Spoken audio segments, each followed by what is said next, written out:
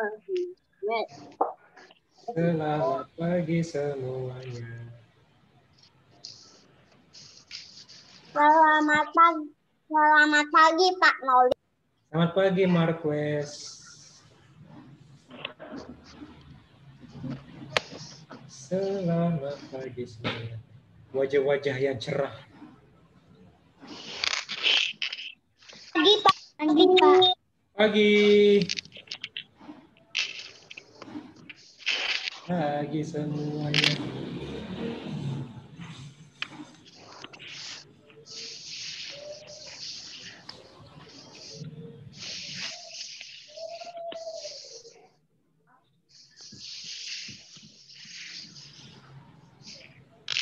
Pagi Brandon.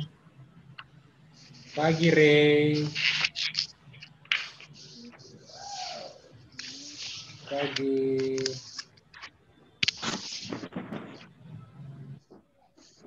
Halaman baru apa Pak Noldi? Oh iya, kita tunggu teman-teman yang lain ya. Oke. Kita buka halaman 107. Yang menggunakan buku yang baru, silakan buka halaman 107. Buku yang lama yang masih menggunakan buku yang lama, silakan buka halaman 93. Buku yang baru ya, Yesus dipersembahkan di bait Allah. Yesus dipersembahkan di bait Allah. Halaman berapa Pak Noldi? Halaman 107, buku yang baru. Buku yang baru ya. Kalau buku yang lamanya halaman 93. Yang anak-anakku yang masih pakai buku yang lama halaman 93. Oke. Sip, anak yang pintar. Pada pagi hari ini, pagi yang begitu cerah dan pagi yang penuh berkat, hari ini kita akan mempelajari tentang Yesus dipersembahkan di bait Allah. Yesus dipersembahkan di bait Allah.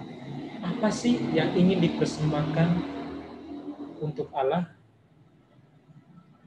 Terus pada usia keberapa sih Yesus mulai dipersembahkan di bait Allah? Kemudian tujuannya apa? Nah, itu akan menjadi sebuah pertanyaan dari apa yang akan kita bahas bersama-sama mengenai pelajaran ini tentang Yesus dipersembahkan di bait Allah. So, my dear students, dari pelajaran ini pula ada dua tujuan pembelajaran inti nih. Tujuan pembelajaran inti yang harus anak-anak pahami dan ketahui pula untuk membantu anak-anak memahami apa yang akan kita pelajari pada hari ini tentang topik ini pula. Tujuan pembelajaran inti yang pertama, berani mempersembahkan diri kepada Tuhan dengan cara apa? Dengan cara rajin berdoa, rajin ke sekolah, rajin membantu orang tua, rajin mengikuti kegiatan-kegiatan di tempat-tempat ibadah ataupun di lingkungan, contohnya seperti sekolah minggu atau apapun itu. Terus yang kemudian membantu teman atau orang lain yang mengalami kesulitan atau yang sedang membutuhkan bantuan kita. Itu merupakan salah satu cara kita untuk mempersembahkan diri kepada Tuhan. Beberapa cara tadi ya, salah satunya beberapa cara. Yang kedua, menghargai dan menghormati manusia sebagai ciptaan Tuhan dengan tidak membeda-bedakan agama, tidak membeda-bedakan suku, tidak membeda-bedakan bahasa, dan tidak membeda-bedakan adat istiadat. Nah, ini nanti. Jadi anak-anak sudah ada gambaran dan bayangan ya mengenai pelajaran ini. Tahap. Oke. Bapak akan memberikan sedikit konsep atau dasar dari pelajaran tentang Yesus dipersembahkan di bait Allah? Ma, baterainya aja udah 100.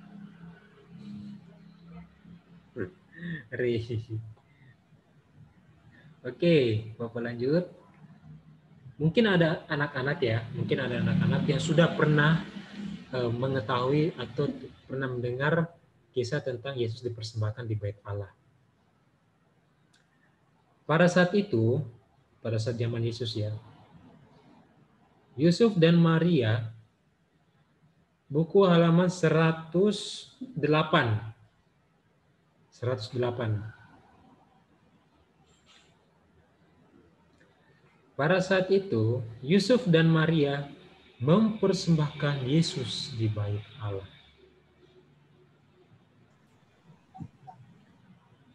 Yesus dipersembahkan di bait Allah merupakan sebuah adat istiadat ataupun kebiasaan dari orang-orang Yahudi. Karena kita harus tahu bahwa Yesus adalah orang Yahudi.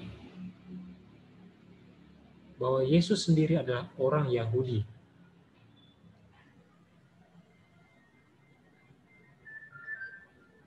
Orang Yahudi memiliki kebiasaan bahwa setiap anak laki-laki yang berusia 8 hari wajib dipersembahkan kepada Allah.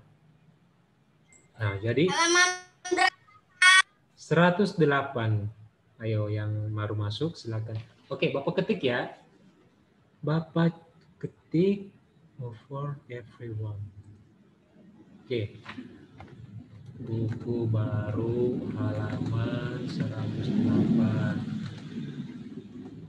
Dan buku lama halaman 93.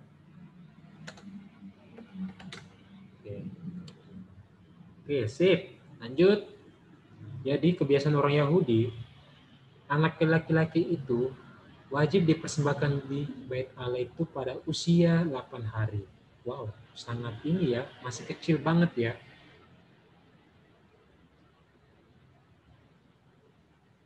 Setelah dipersembahkan di bait Allah, orang Yahudi memiliki kebiasaan, yakni bagaimana ia wajib hidup sesuai dengan aturan yang berlaku dalam masyarakat Yahudi.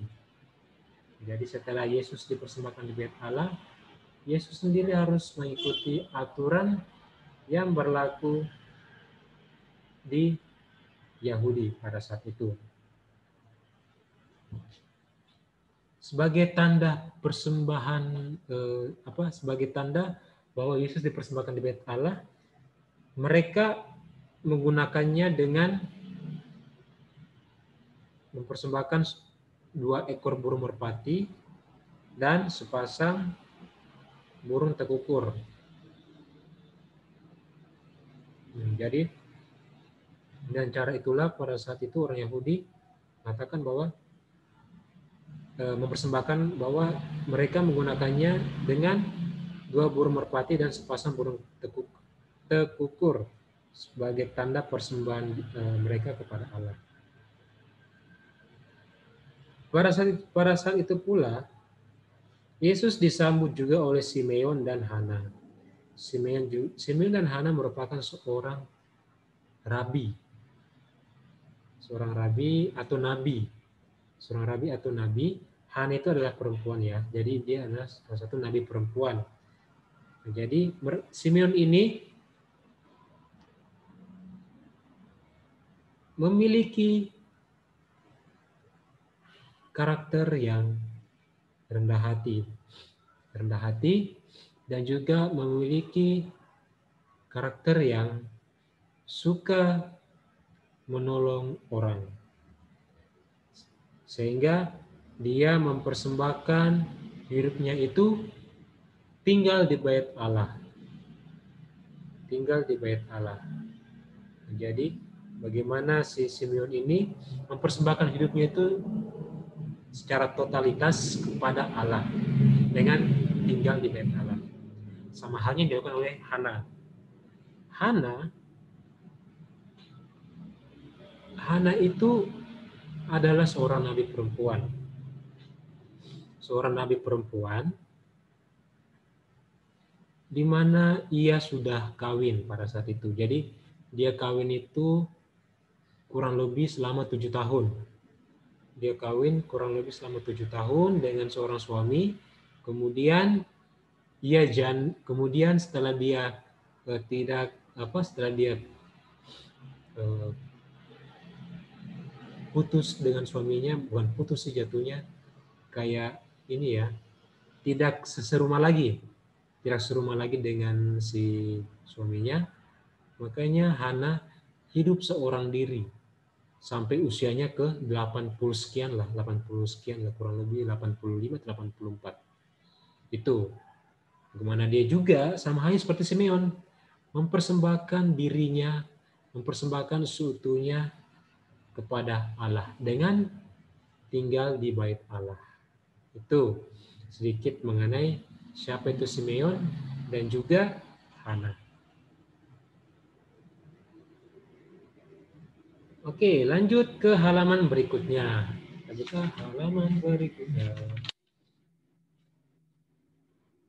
Halaman berikutnya. Oke. Bapak ketik lagi ya, supaya anak-anak ini bisa lihat. Buku baru, halaman 110. Dan buku lama, halaman 95. Oke. Buku baru halaman 110 dan buku lama halaman 95. Silakan dibuka buku cetaknya.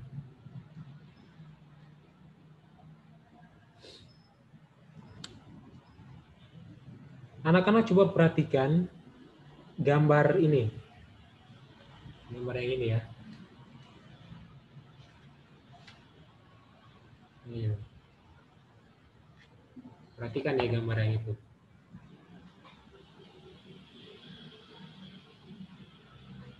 Coba anak-anak amati. Coba anak-anak amati. Apa? Ya, betul Juan. Betul. Apa yang dilakukan oleh orang-orang yang ada pada gambar itu? Kegiatan apa yang dilakukan oleh orang-orang yang ada pada gambar itu? Ayo.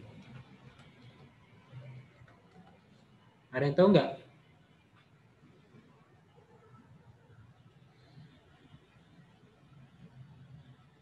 Gracia, apa yang dilakukan dalam gambar itu? Gracia. Teknologi Ya? Teknologi suaranya kecil. Oh, suaranya kecil. Oke. Saya nggak dengar. Sip. Oke. Gambar yang ada pada halaman yang sudah Bapak katakan tadi, kegiatan apa yang dilakukan pada gambar itu? Kegiatan apa yang dilakukan pada gambar itu? Ada yang tahu nggak? Saya dibaptis. Betul banget. Dibaptis. Baptis. Ya, dibaptis. Betul sekali. Oke, anak-anak sekalian, dari gambar ini, Adril sudah membantu kita bahwa yang sedang dilakukan pada gambar itu ialah pembaptisan. Ada yang tahu apa itu baptis? Ada yang tahu nggak? Apa itu baptis? Atau apa itu pembaptisan?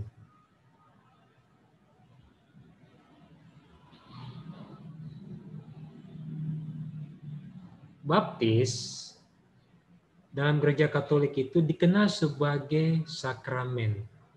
Sebagai sakramen yang melambangkan kebersihan dosa, pembaharuan diri, dan juga keselamatan. Kita ulang. Pembaptisan dikenal sebagai sebuah sakramen yang melambangkan pembersihan dosa, pembaharuan diri, dan juga keselamatan yang kekal dari Allah. Dengan dibaptis, kita akan bangkit kembali menjadi manusia yang baru. Menjadi manusia yang bisa bermanfaat bagi orang banyak. Nah, itu yang dimaksud oleh apa itu baptis. Pembaptisan bayi ini selalu dilakukan dalam gereja Katolik. Kalau misalkan ada bayi yang baru lahir, pasti dia akan dibaptis. Dengan dibaptis, seseorang secara resmi telah diterima sebagai keluarga gereja Katolik atau menjadi pengikut Kristus. Dalam pembaptisan pula ada banyak simbol yang digunakan dalam pembaptisan, seperti lilin, air suci, kain putih, serta minyak krisma. Minyak krisma yang dimaksud ialah bukan minyak goreng, minyak ikan, minyak tanah, atau minyak GPU, bukan. Tetapi minyak yang melambangkan keselamatan, minyak yang bisa mengantar kita mencapai kehidupan yang kekal. Mencapai kehidupan yang kekal selagi kita mencari yang namanya keselamatan. Jadi minyak krisma ini tidak sembarang orang, hanya melalui minyak krisma ini kita juga bisa mendapatkan berkat yang melimpah dari Allah. Tuh. Oke, lanjut. Setelah dibaptis, tugas yang dilakukan oleh orang tua melaksanakan kewajiban mereka sebagai agama Katolik. Orang tua juga kita pasti membawa kita untuk aktif dalam hidup doa dan tidak lupa untuk selalu mengucap syukur akan kebaikan Tuhan. Kita diajak untuk mempersembahkan diri kepada Tuhan. Kita diajak pula bagaimana kita bisa memuliakan Tuhan dalam kehidupan kita. Kita diajak untuk bisa saling berbagi. Dalam hal apa? Dalam hal mencintai dan mengasihi satu dengan yang lain. Itu. Jadi anak-anakku sekalian, kita tentunya memiliki tugas dan tanggung jawab untuk selalu menjadi pribadi-pribadi yang baik, pribadi-pribadi yang selalu bersyukur akan kebaikan Tuhan. Itu.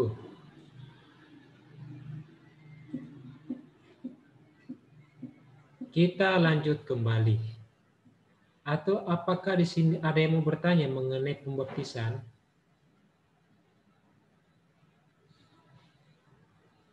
Ada? Oke, sekarang kita tanya jawab, diskusi ya.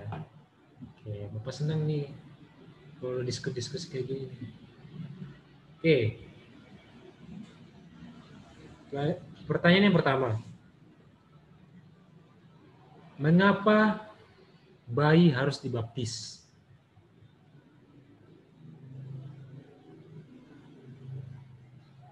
Mengapa bayi harus dibaptis? Siapa yang mau? Yang bisa jawab, kalau gitu Bapak tunjuk ya. Yang Bapak tunjuk itu akan dapat 3 poin. Lumayan kan, 3 poin yang akan digunakan pada saat ujian akhir semester poinnya dipakai. Ya, Bapak tunjuk. Mengapa bayi dibaptis? Halaman berapa, Pak? Halaman masih halaman yang sama. Masih halaman 110, oke? Menjadi anak-anak semua, supaya anak-anak tidak hanya mengamati atau mendengarkan, tetapi berbicara dari apa yang anak-anak dengarkan dan apa yang anak-anak telah amati. Oke, ulang ya.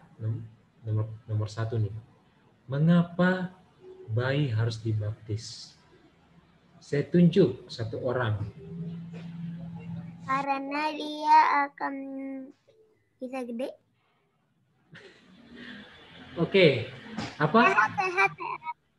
Apa tadi, Rey? Sehat. Agar sehat. Jadi kita dibaptis supaya sehat ya. Oke. Oke, Rey. Saya lahir baru. Apa? Tahu. Oke. Satu-satu ya. Satu-satu ya. Bapak tunjuk Gracia. Ayo. Dengan dibaptis seorang secara resmi diterima dengan gereja Katolik. Yes. Itu baru Pendapatan Yes. Betul. Hidup yang baru. Supaya kita masuk dalam gereja Katolik. Supaya kita bisa diselamatkan. Betul. Yang merasa tadi jawab pertanyaan itu siapa? Pak, halaman berapa? Oh, Kenzo baru masuk Halaman ya? berapa? Oke, Kenzo baru masuk. Ini Kenzo. Halaman 10. Oke, Kenzo baru masuk. Kenzo. Adriana. Ini Kenzo. Halaman berapa nggak kedengeran tadi? Lihat chat Kenzo, lihat chat.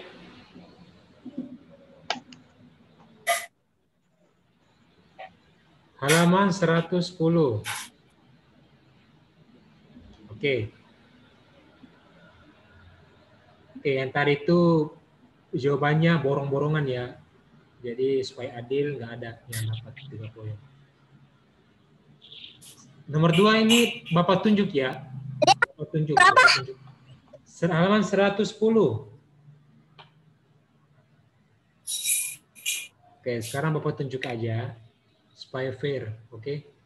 Kalau angkat tangan semua, semuanya jawab dan pertanyaannya juga sama. Nomor 1. Oke, nomor 1 tadi itu supaya agar diselamatkan.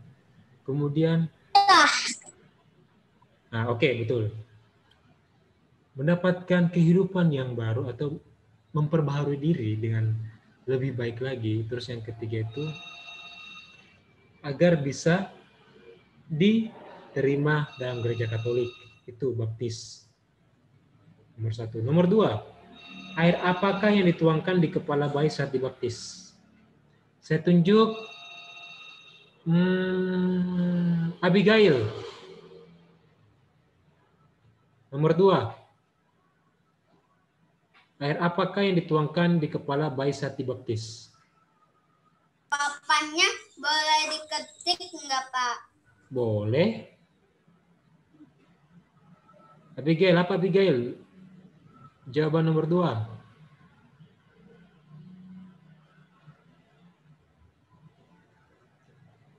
Air apakah yang dituangkan di kepala bayi saat dibaptis? Air lili. Ini di kamar hari. Apa? Apa Misya? Air apa?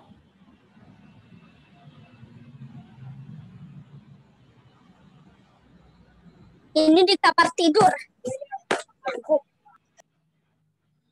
Oke. Adril. Minyak urapan. Oke, minyak urapan. 3 poin.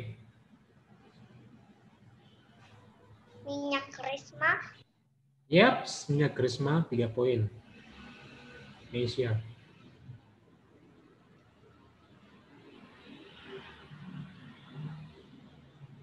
Gracia, apa Gracia? Tahu nggak? Air yang digunakan dalam pembaptisan itu adalah air suci atau air yang telah diberkati oleh romo atau oleh pastor. Jadi air ini bisa dikatakan air berkat. Kurang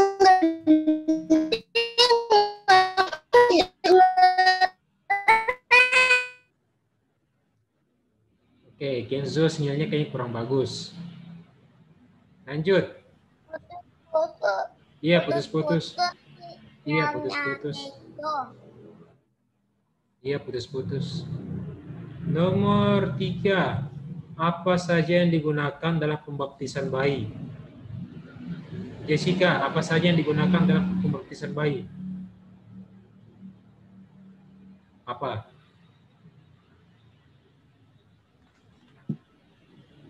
Apa saja yang digunakan dalam pembaptisan bayi? Apa?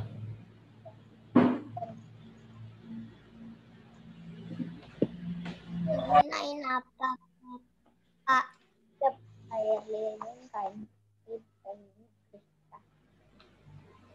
Apa Jessica? Ayo. Ini nomor 3 tadi apa? Jawabannya? Apa saja yang digunakan dalam pembaptisan bayi? Kan ada tuh jawabannya itu tadi. Yang sudah Bapak katakan.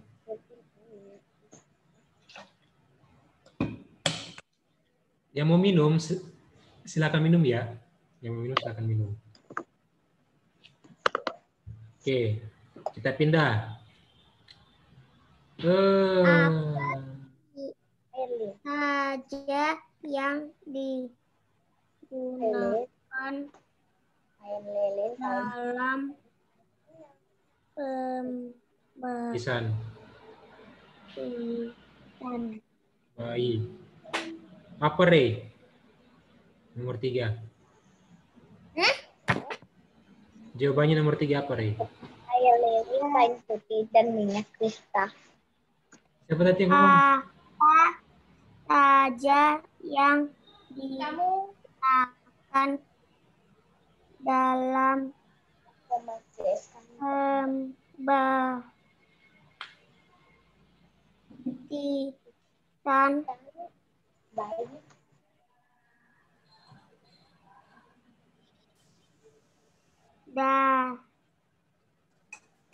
bayi.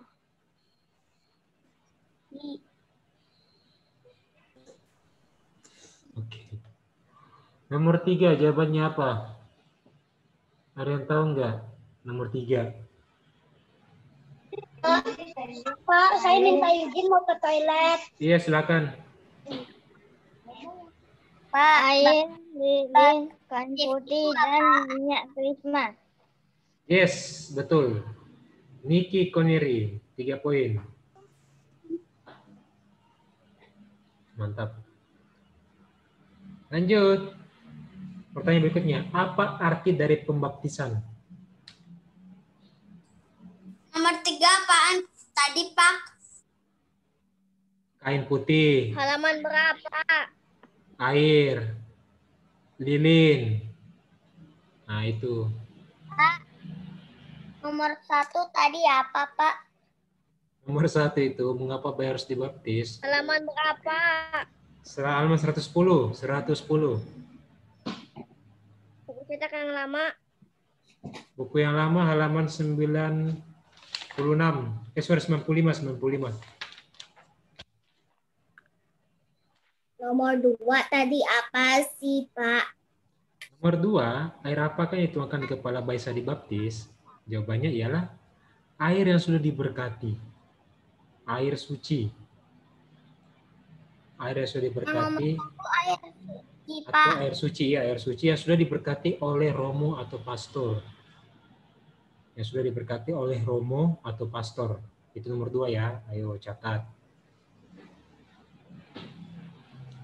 Terus nomor 3, air suci atau air yang sudah diberkati.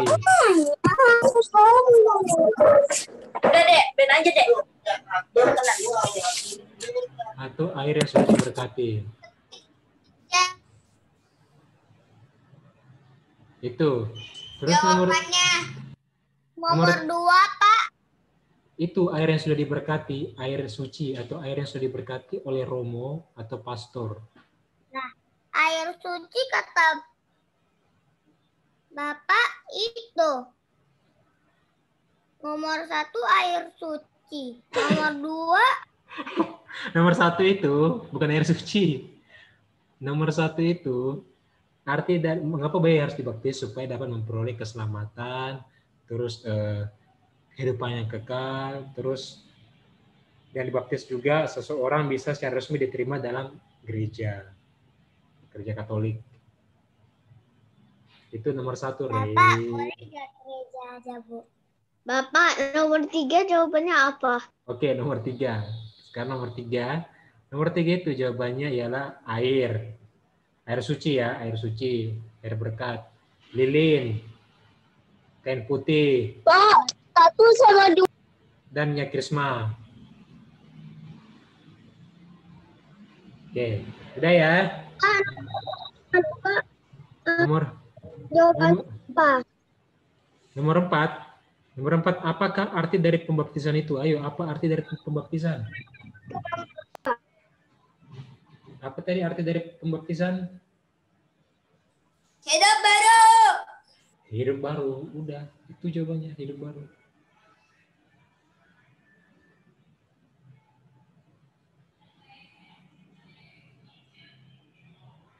Oke, mantap, pintar semua.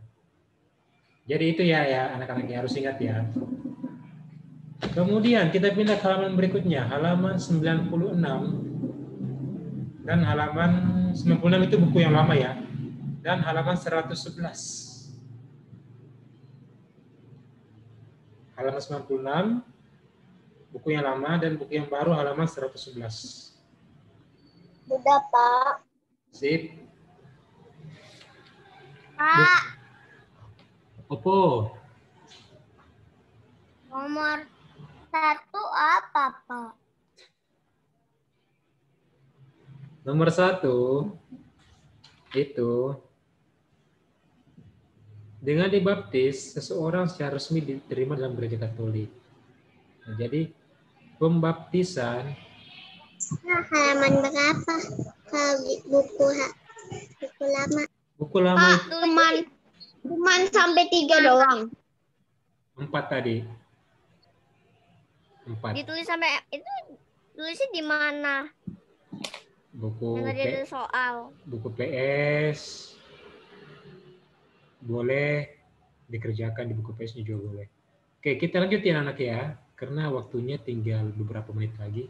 Oke. Buku lama itu halaman 96, buku yang lama ya. Buku yang baru itu halaman 111 sampai 112. Oke. Apa? Halaman 111 sampai halaman 112.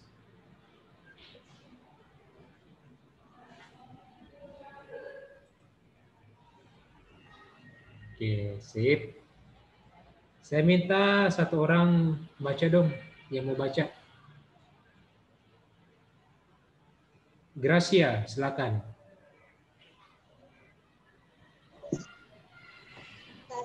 11 ya. Iya. Dalam pembastian ada banyak simbol yang dipakai seperti Bukan yang ini. Gracia, yang ini Gracia. Yang ini. Yang halaman 112 ya, yang ini. Tentang Yesus dipersembahkan di bait Allah. orang tua Yesus saat melaksanakan misi Taurat mereka membawa Yesus ke bait Allah di Yerusalem untuk dipersembahkan kepada Tuhan pada usia 8 hari. Yesus disambut oleh Si Gracia dan hati. baca yang mana? Gracia baca halaman berapa? 112. 112 ya, yang ini ya. Ini nih. 112. Kan ada membaca kisah kitab suci, yang itu. Membaca kisah kitab suci.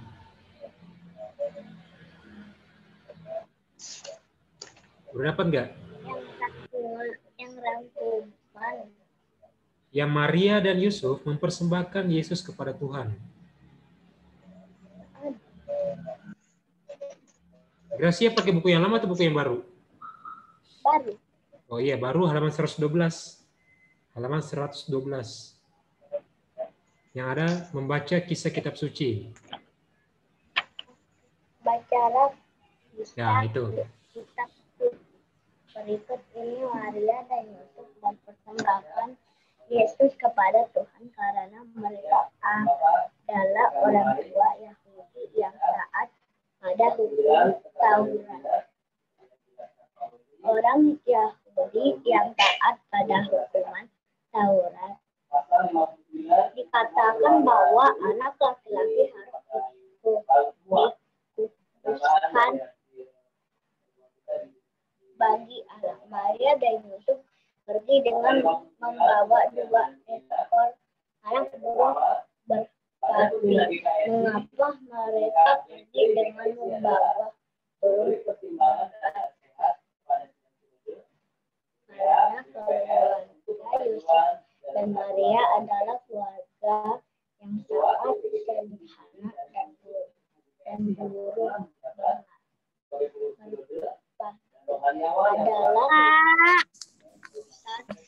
permisi kedatangan Yesus.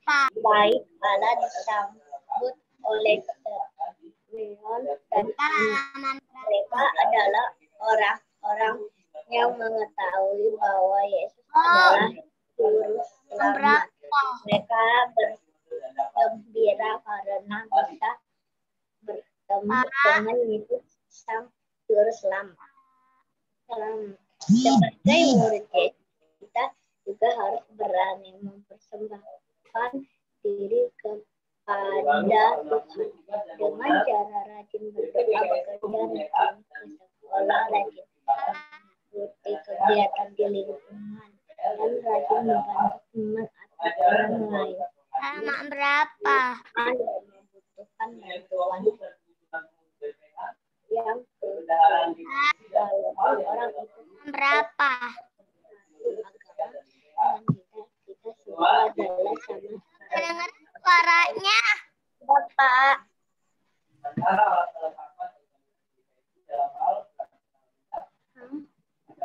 Satu, dua, Pak. Pak udah baca. 112. Terima kasih ya, Gracia ya.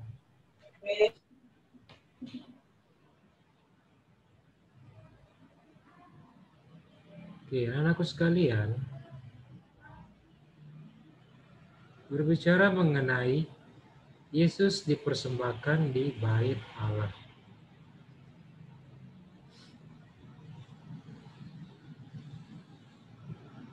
Setelah kita mendengarkan apa yang telah dibacakan oleh si Gracia mengenai kisah ini,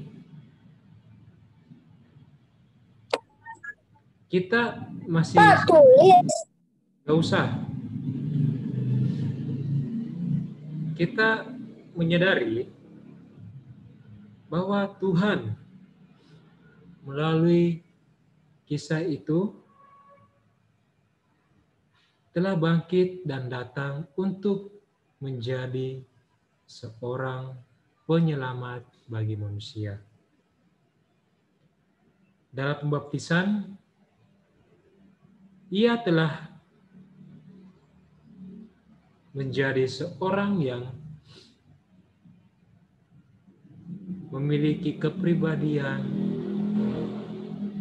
yang baik dan juga memiliki kepribadian yang sangat dicintai oleh orang banyak melalui kemurahan hatinya.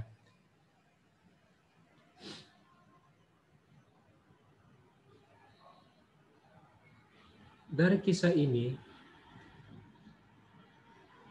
Yesus sendiri telah menjadi satu kesatuan dan menjadi seorang yang telah dipilih oleh Allah sendiri menjadi wakil Allah.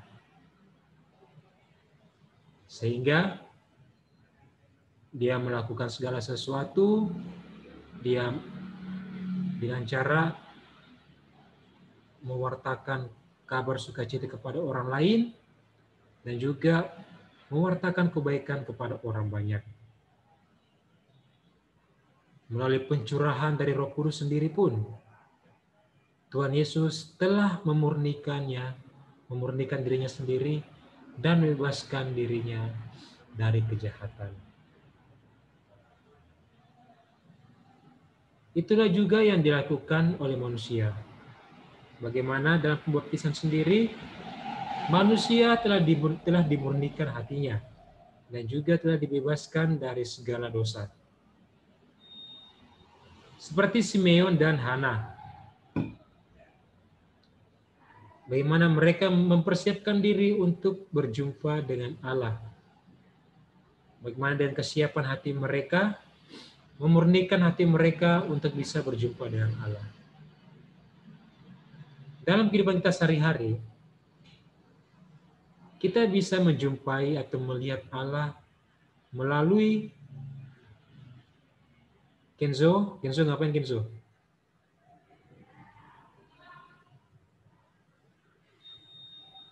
Melalui orang tua kita, melalui sanak saudara-saudari kita. Nah, itulah kita bisa melihat dan membangun sebuah relasi keterikatan dengan Allah.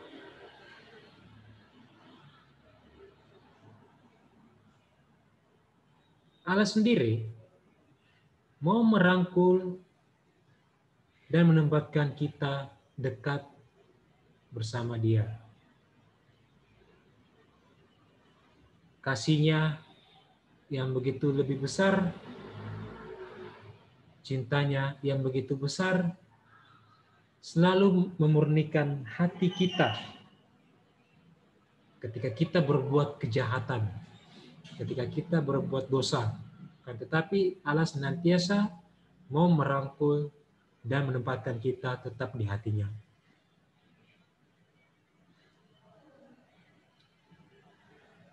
Seperti apa yang telah dibaca oleh si Gracia, sebagai murid Yesus, kita juga harus berani untuk mempersembahkan diri kepada Tuhan. Jangan Allah saja yang selalu mempersembahkan diri kepada manusia, tetapi justru kitalah yang harus mempersembahkan diri kepada Tuhan. Halaman 112 sampai 113, masih halaman yang sama, Abigail. Jadi anak-anak sekalian, dengan cara apa sih kita bisa mempersembahkan diri kita kepada Tuhan? Dengan cara berdoa, rajin belajar, rajin ke sekolah, rajin bekerja, membantu orang tua, rajin ke tempat ibadah, dan menolong orang lain atau sesama yang membutuhkan pertolongan kita. Allah sendiri tidak pernah mengajarkan kepada kita untuk menolong orang yang seagama. Allah juga tidak pernah mengajarkan kepada kita bahwa kita harus menolong orang itu dengan satu suku. Bukan di situ. Tetapi kita menolong orang, membantu orang dengan tulus hati, sama saja kita membantu dan menolong orang, membantu dan menolong Allah juga dengan tulus hati. Karena Allah pun menciptakan manusia itu sama, tidak ada yang berbeda. Jadi jika kita ingin menolong orang, tolonglah mereka. Jika anak-anak ingin mau mewartakan cinta dan kasih dari Allah sendiri kepada mereka, silakan. Akan tetapi kita mulai dulu dari keluarga kita, dari ayah kita, ibu kita. Bagaimana kita mau mengasihi dan mencintai orang tua kita, bagaimana kita mau menolong orang tua kita ketika kita di rumah, baik itu orang tua kita pada saat menyapu, kita bantu menyapu, saat orang tua kita mau cuci piring, kita bantu cuci piring, dan masih banyak hal yang bisa dilakukan sebagai tanda kebaikan kita kepada orang-orang di sekitar kita. Sebagai salah satu tanda juga bagaimana kita bisa berbagi kepada orang lain. Nah, agama bukanlah menjadi sebuah persoalan. Membantu menolong orang tidak dilihat dari latar belakang, arti istiadat, budaya, bahasa, agama apalagi. Itu tidak ada. Karena kita sama-sama ciptaan Tuhan. Tanpa ada yang beda-bedakan seperti apa yang Bapak katakan tadi. Ya, itu merupakan sebagian yang bisa anak-anak lakukan. Bagaimana anak-anak bisa mempersembahkan diri kepada Allah dengan seutuhnya. Itu yang bisa anak-anak lakukan dan yang bisa anak-anak terapkan dalam kehidupan anak-anak masing-masing dan juga dalam kehidupan kalian ketika kalian satu saat sudah dewasa. Itulah yang menjadi pedoman dari kehidupan manusia. Tuh. Oke. Sekarang Bapak mau tanya kepada kalian semua. Bagaimana cara kalian mempersembahkan diri kepada Tuhan? Bagaimana cara kalian mempersembahkan diri kepada Tuhan? Berdoa. Oke, berdoa. Apa lagi? Berdoa baik. Doa kepada Tuhan. Oke, sip. Apa lagi? Beribadah. Oke. Tolong orang. Tolong orang. Beribadah ke gereja. Oke. Beribadah bersama-sama. Oke. Menolong teman. Oke. Berdoa kepada ibu dan ayah. Kepada Tuhan. Oke, berdoa kepada Tuhan. Berdoa. Mendoakan. Beribadah bersama-sama. Yes, betul. Berdoa kepada Tuhan. Berdoa sebelum tidur. Berdoa sebelum makan. Berdoa sebelum tidur. Sebelum tidur. Mendoa. Kakak ibu dan ayah. Sebelum makan. Menolong orang tua. Mendoakan orang lain. Membantu orang tua. Membantu orang tua. Mendoakan orang yang Oke. Oke. Dan masih banyak lagi anak-anak yang bisa anak-anak lakukan. menolong. Bagaimana cara kalian bisa mempersembahkan diri kalian seutuhnya kepada Tuhan? Itu. Oke, anak-anak sekalian. Apakah ada yang mau bertanya mengenai pelajaran kita pada hari ini?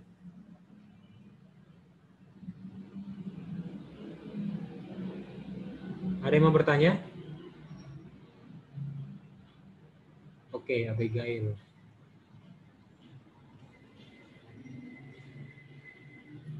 Kenzo, silakan tanya.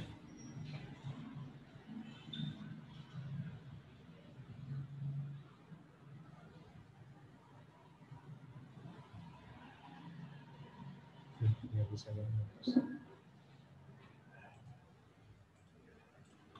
Ya, Kenzo, apa Kenzo?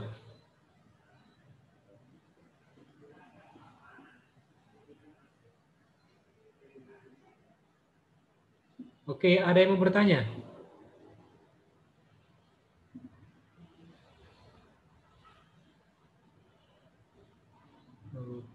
Jessica, ada yang bertanyakan? Jessica?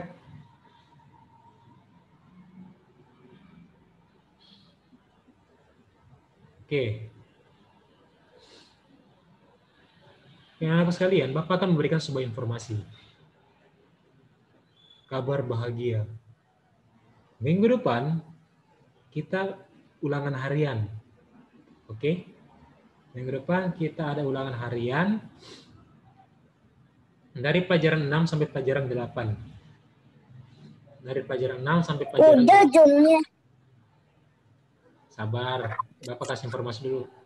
Dari pelajaran 6 sampai pelajaran 8. Ulangan harian silakan dicatat, ditulis di bukunya minggu depan, Kamis depan ya, ulangan harian.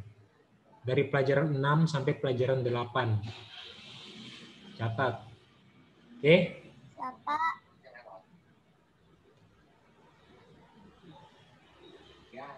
Hari Minggu, Bapak akan kasih kisi-kisinya. Hari Minggu, Bapak akan kasih kisi-kisinya. Untuk pembelajaran kalian pada saat ulangan hari Kamis. Begitu. Oke, ada yang bertanyakan mengenai ulangan? Hans, ada yang mau tanya Hans?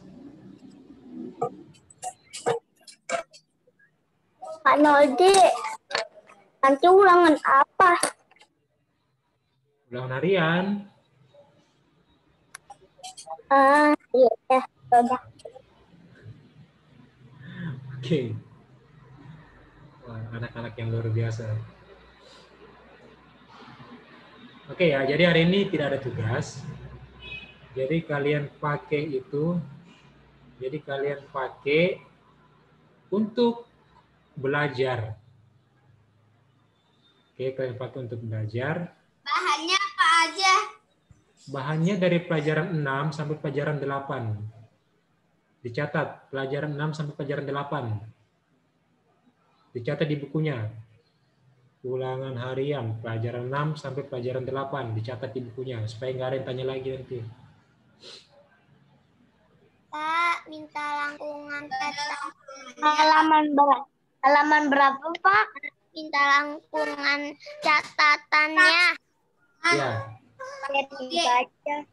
Ya, Pak. Jak ada rangkuman, Pak Noldi. Halaman berapa? cari aja pelajaran 6 nih, sampai pelajaran 8. Cari aja pelajaran 6 sampai pelajaran 8. Ada di halaman berapa?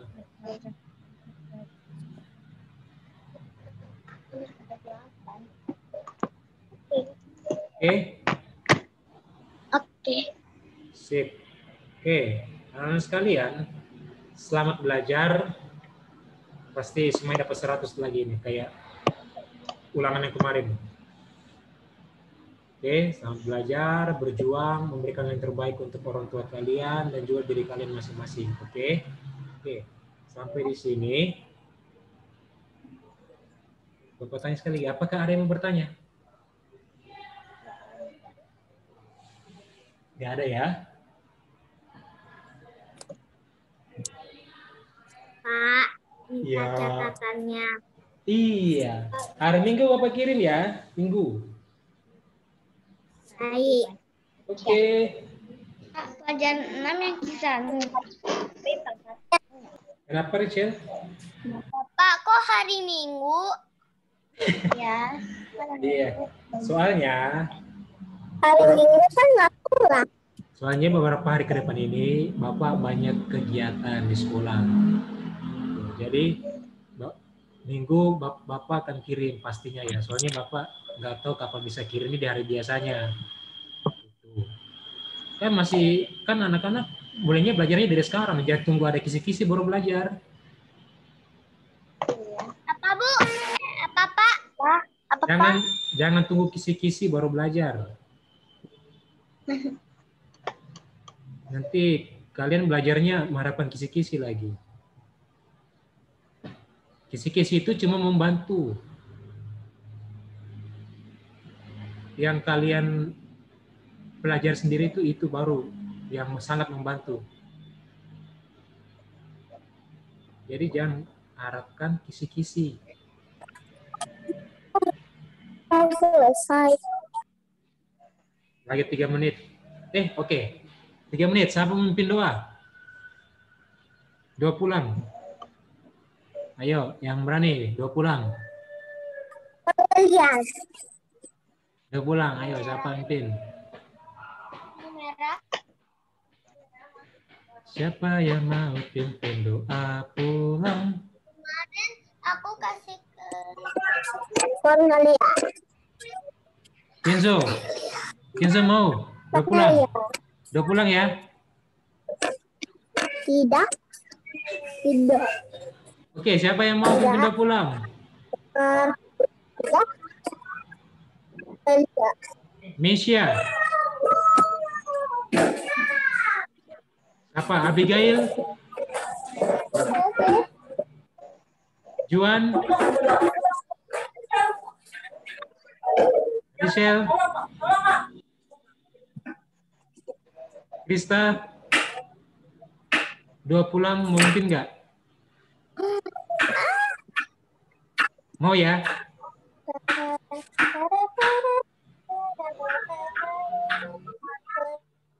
Oke, kalau gitu Gracia, pimpin kita dalam doa Gracia. Yang lain diam ya.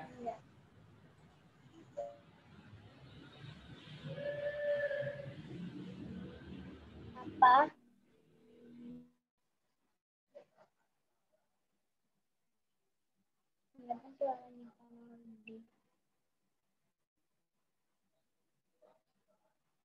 Ayo Gracia, pimpin doa Gracia. Nggak mau. Nggak mau. Oke, kalau gitu Bapak yang pimpin doa. Oke, anak semua diam ya. Bapak yang pimpin doa. Oke, sip. Dalam nama Bapa dan Putra dan Roh Kudus. Amin. Bapa kami dalam surga, dimuliakanlah namamu, datanglah kerajaanmu, jadilah kehendak-mu di atas bumi seperti dalam surga. Berilah kami rezeki pada hari ini, dan ampunilah kesalahan kami, seperti kami pun mengampuni yang bersalah kepada kami. Dan janganlah memasukkan kami dalam pencobaan, tetapi bebaskanlah kami dari yang jahat. Amin. Salam Maria, penuh rahmat Tuhan sertamu, terpujilah engkau di antara wanita, dan terpujilah buah tubuhmu Yesus. Santa Maria Bunda Allah, doakanlah kami berdosa ini sekarang dan pada waktu kami mati. Amin. Salam Maria, penuh rahmat Tuhan sertamu, terpujilah engkau di antara wanita, dan terpujilah buah tubuhmu Yesus. Santa Maria Bunda Allah, doakanlah kami berdosa ini sekarang dan pada waktu kami mati. Amin. Salam Maria, penuh rahmat Tuhan sertamu, terpujilah engkau di antara wanita, dan terpujilah buah tubuhmu Yesus. Santa Maria Bunda Allah, doakanlah kami berdosa ini sekarang dan pada waktu kami mati. Amin. Kemudian kepada Bapa dan Putra dan Roh Kudus, seperti pada permulaan, sekarang, selalu, dan sepanjang segala abad. Amin. Terpuji nama Santo Yusuf, Santa Maria, dan Yesus sampai selama-lamanya. Dalam Bapa dan Putra dan Roh Kudus. Amin. Oke, terima kasih semua atas partisipasinya. Sampai jumpa di minggu depan. Tolong belajar baik-baik untuk ulangan ya. See you.